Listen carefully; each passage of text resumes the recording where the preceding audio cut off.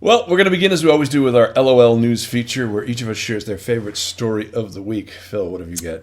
Well, my favourite story of the week, I mean, I know that we're going to talk about it later on, but it's so funny, is Jeremy Corbyn and Trident. I mean, I think this is so funny because you've got him saying, on the one hand, oh, I won't push a button, and then his defence secretary, or shadow defence secretary, Maria Eagle, saying, well, that's not very helpful. So, basically... what is their policy? You know, I mean, They are going to get hammered at the polls in May, and it's like, you know, you're saying to these people, you know, come on in, guys, we've got nuclear weapons, but you know we're not going to use them. I mean, if you have nuclear weapons, and I don't personally believe in them, I think they're morally repugnant and a waste of money, appalling waste of money.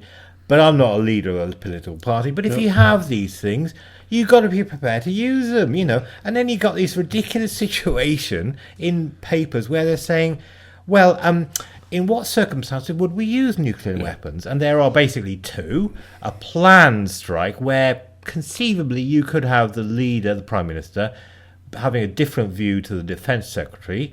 And the unplanned strike, which is when we're all wiped out, right?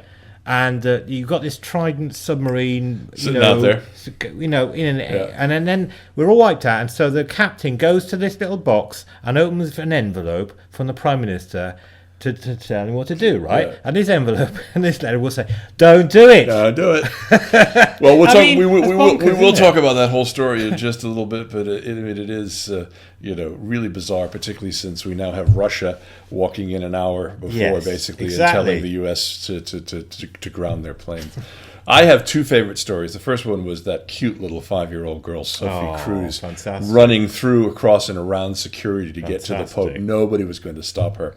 But the real story that is just blowing my mind, and I heard this last night on the Maddow show, the malapropisms of Speaker designate Kevin McCarthy. This is a man who will be 2 heartbeats away from the President of the United States.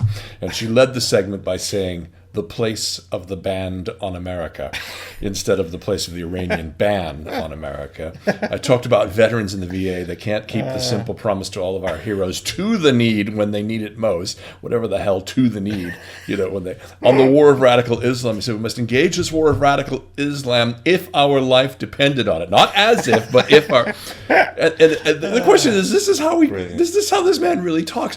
And this is in one speech, and I've got 4 more that he did. This safe zone would create a stem of flow of refugees. What the hell is a stem of flow of and then he said a little bit later in that same sentence, when Petraeus and Crocker had an effective politically strategy to match the military strategy. I'm like, my head is about to explode. We've isolated Israel while bolding places like Iran. Not emboldening, but bolding. The absence of leadership over the past 6 years, he's talking about Obama, has had a horrific consequences all across the globe. But I think this is the best yet. In the past 6 years, he's talking about his trips abroad, I visited Poland, Hungary, Estonia, Russia, and Georgia.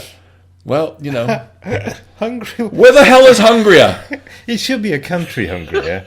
If this guy should have the equivalent of an American knighthood, basically, shouldn't he? Didn't Dan Quayle do something? Well, this is it. I've actually put in the rundown. This is Dan Quayle Part 2. Oh, yeah. And this man is about to be selected next week as the Speaker of the House. Third in line he can't of actually succession. Speak. And he can't speak.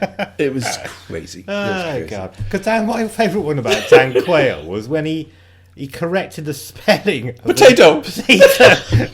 He said, no, you need to put an E on the end of that.